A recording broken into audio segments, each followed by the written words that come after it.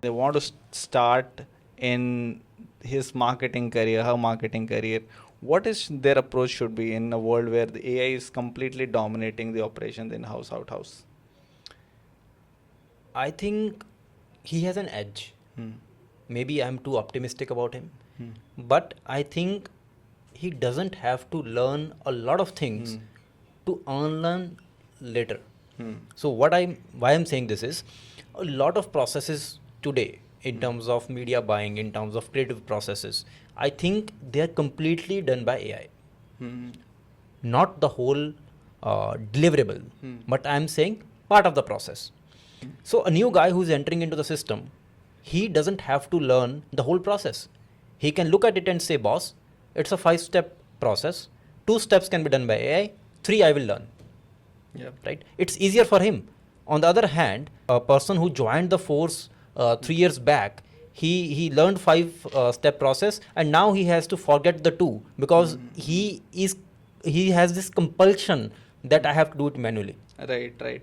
And I also feel that is the very same reason I also personally feel that someone who is just entering the workforce, they're better at using AI tools. However, I feel that a lot of people are also trying to game it. I've been on or seen at least clips where the people who are appearing for interview, they have AI open in the right side of their screen and they're using ChatGPT to kind of answer questions. So those things are happening. I think people have gotten smarter, but I think eventually karma catches up with you. Like you can't try and hide the reality. Like it will become apparent the moment you join the workforce.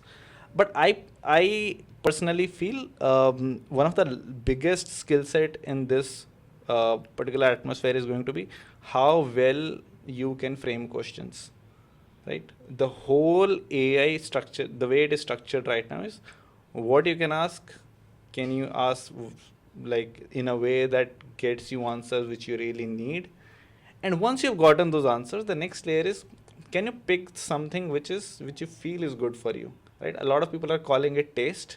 I simply call it learned experience. Like the more you have experience, the better you know this thing is going to work. Like if someone in my company who has, let's say, worked for 8 years, 10 years, he knows what to actually pick out of the 10 things which have come up. And which brings me to the third thing. I feel that someone who has expertise and is using AI will always outperform someone who is using AI has no expertise. Interesting. And the reason is plainly simple that he can like differentiate between, let's say, the noise and the substance. Someone who is just starting up, he would just want to get the things done. I mean, that's my assumption. That's how I No, I think that's a very interesting point, and I agree, and I will double down on the point you just said, the first point you just said about people not knowing what to ask. So I have been interacting a lot of tech enthusiasts, a lot of early adopters, and one thing I'm consistently noticing about them is they have this a power horse in their hands where they can ask anything about marketing. But if you ask them what do you need to know about your marketing, they are clueless. The only thing most of them think about is how to improve performance, and I think that is a very open-ended, very blunt question to ask. Right? It has no substance. Correct. There are steps to it, and you need to figure that out.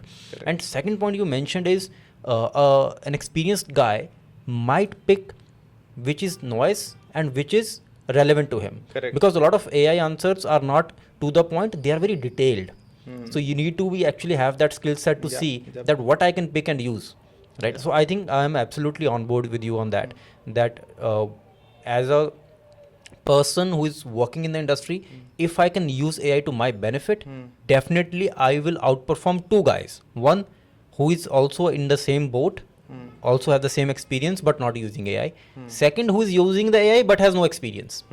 Right? So I think he's definitely going to outperform the both of them.